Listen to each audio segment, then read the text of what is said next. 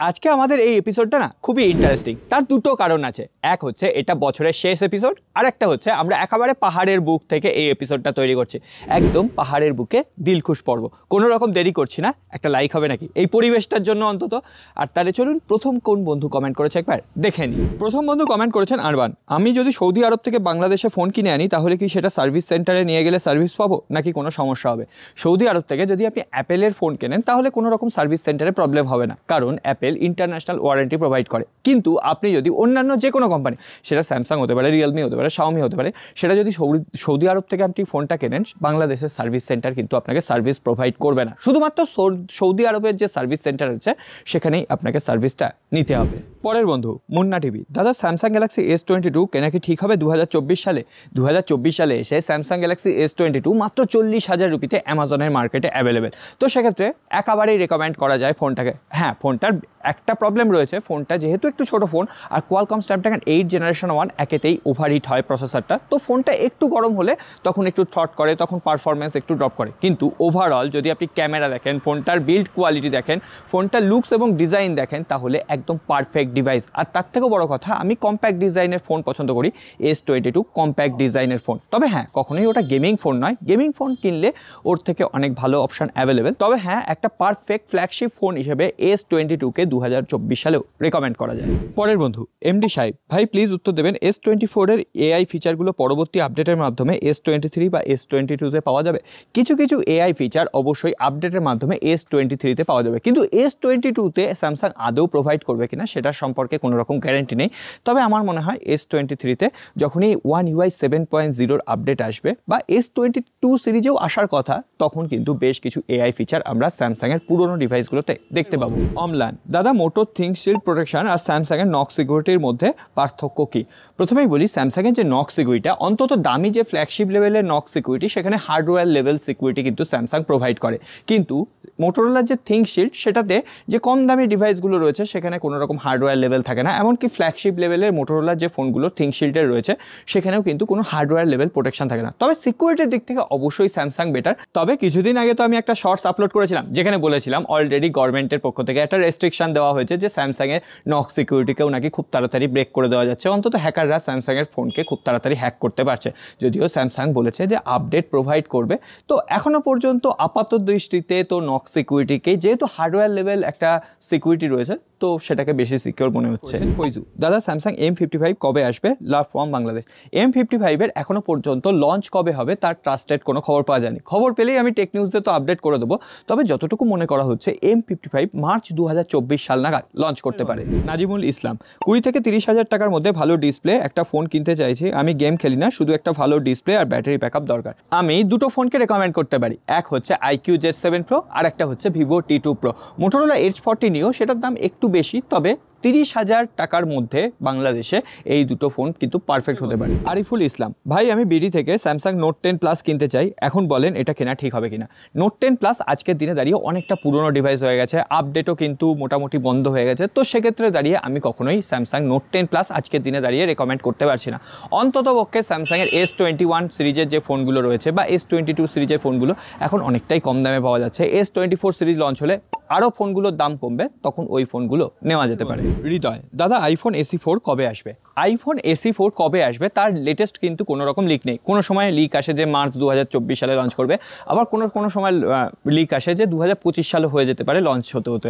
তো যতক্ষণ না BIS সার্টিফিকেশন সেকশন বা অন্যান্য যে সমস্ত মোবাইল সার্টিফিকেশন সেকশন আছে সেখানে এনলিস্টেড হচ্ছে, ততক্ষণ পর্যন্ত শিওর হয়ে বলার কিছু নেই।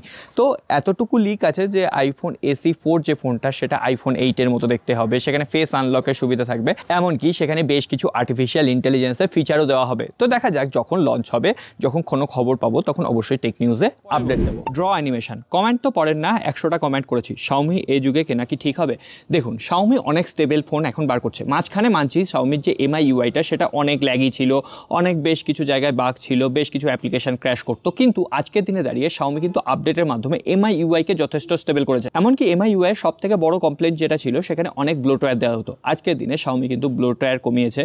শাওমির থেকে অনেক নামি দামি কোম্পানি এখন ব্লোটওয়্যার বেশি দেয়, hot application application, hot games, এই সমস্ত অ্যাপ্লিকেশন দেয়, সেগুলো Xiaomi কিন্তু প্রোভাইড করে না। অবশ্যই Xiaomiর ফোনকে আমি রেকমেন্ড করতে পারি, তবে হ্যাঁ, এটাও সত্যি বেশ কিছু Xiaomiর ফোনের মডেলে প্রবলেম রয়েছে। অবশ্যই ফোন কেনার আগে রিভিউ দেখে তারপরে ফোনটা কেনার ডিসিশন নেবেন। পরের বন্ধু কমেন্ট করেছেন রিয়াদ, দাদা আমার একটা প্রশ্ন ছিল, আমি একটা নতুন ফোন কিনেছি, এখন ফোনের কালার ঠিক রাখার জন্য ব্যাক কভার ইউজ করব নাকি ব্যাক কভার ছাড়া ইউজ করব? অনেকেই বলে ব্যাক কভার ইউজ করলে নাকি ফোনের কালার তাড়াতাড়ি নষ্ট হয়ে যায়। অ্যাকচুয়ালি আপনাকে আগে দেখতে হবে আপনি যে ফোনটা ইউজ করছেন সেটাই ব্যাক প্যানেলে গ্লাস আছে নাকি ব্যাক প্যানেলে পলিকার্বনেট আছে। পলিকার্বনেট যদি থাকে তাহলে যা কভারই ইউজ করুন না কেন আপনি, সেখানে কিন্তু স্ক্র্যাচ পড়তে বাধ্য, কারণ বিভিন্ন কভারের ভেতর দিয়ে ডাস্ট পার্টিকেল ঢুকে যায়, আর ডাস্ট পার্টিকেল ঢুকছে মানেই সেটাকে স্ক্র্যাচ করে দেবে। তো আপনি খালি হাতে ফোনটা ইউজ করলেও তাতে স্ক্র্যাচ পড়ে যাবে, কিন্তু গ্লাস প্যানেলের ফোন যদি হয় তাহলে প্রত্যেক দিন আপনাকে ওই কভারটা খুলে একটু পরিষ্কার করতে হবে, তাহলে দেখবেন অতটা কিন্তু আর স্ক্র্যাচ আসছে না। এমনকি গ্লাস ব্যাকের ফোনগুলো আপনি যদি কভার ছাড়াও ইউজ করেন, হ্যাঁ মানছি হাত থেকে পড়ে গেলে ভেঙে যাবে, তাহলেও কিন্তু স্ক্র্যাচ পড়ার সম্ভাবনা খুবই কম থাকে। আর দামি ফোনের ক্ষেত্রে গ্লাস প্যানেলগুলো অনেক বেটার হয়, অনেক প্রোটেকশন থাকে, কর্নিং গরিলা গ্লাস 5-এর প্রোটেকশন থাকে বা ভিক্টাসের প্রোটেকশন থাকে, সেখানে স্ক্র্যাচ পড়ার সম্ভাবনা কম থাকে। পরের বন্ধু বিপ্লব, বাংলাদেশের অফিসিয়াল ফোন ইন্ডিয়াতে এক্সচেঞ্জ করা যায়? না, বাংলাদেশ থেকে যদি আপনি কোনো অফিসিয়াল ফোন কেনেন তাহলে সেটা ইন্ডিয়াতে এক্সচেঞ্জ করতে পারবেন না।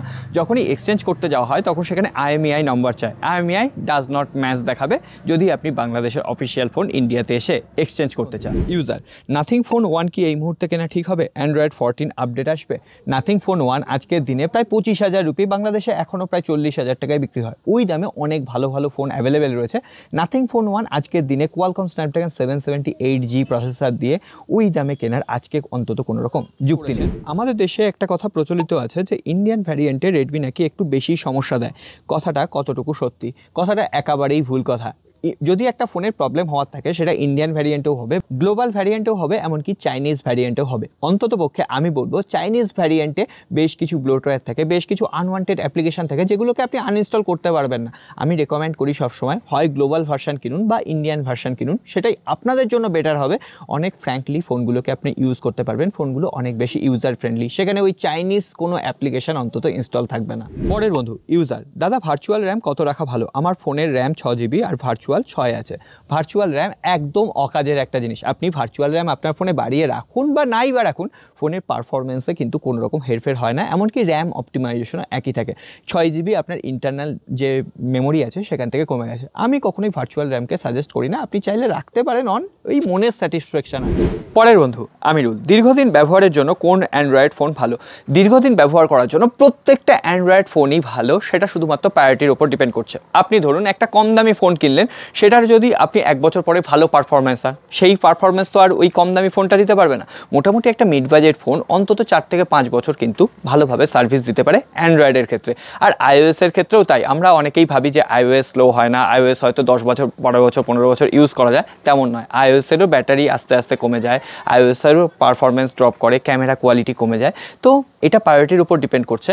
আমি বলবো মোটামুটি একটা মিড বাজেট ফোন অন্তত 4 থেকে 5 বছর ইউজ করে নেওয়াই যায়। পরের বন্ধু কমেন্ট করেছেন ইউনিক জাহিদ, দাদা camera performance Redmi note 13 pro plus নাকি স্যামসাং A54 কোনটা বেস্ট হবে?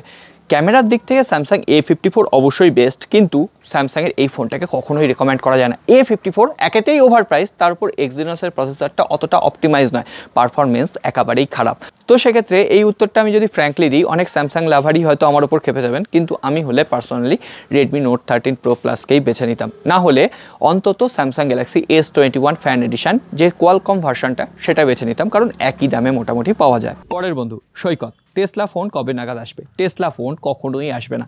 এলেও টেসলা কোম্পানি হয়তো 2-1টা স্মার্টফোন শুধুমাত্র শোকেস করার জন্য টেসলা কোম্পানি টেসলা ফোন আনতে পারে। হতে পারে টেসলা গাড়ির সাথে টেসলা ফোনের যে ইকোসিস্টেম সেটা দেখানোর জন্য টেসলা কোনো একটা ফোন শোকেস করলো, এর জন্যই টেসলা ফোন আসতে পারে। শুধুমাত্র সাধারণ মানুষের জন্য কিন্তু টেসলা ফোন কখনোই অ্যাভেলেবেল হবে না, এটা আমার ধারণা। তো পরে যখন টেসলা ফোন সম্পর্কে আপডেট পাবো, অবশ্যই টেক নিউজে তো আপডেট দেওয়ার চেষ্টাই করব।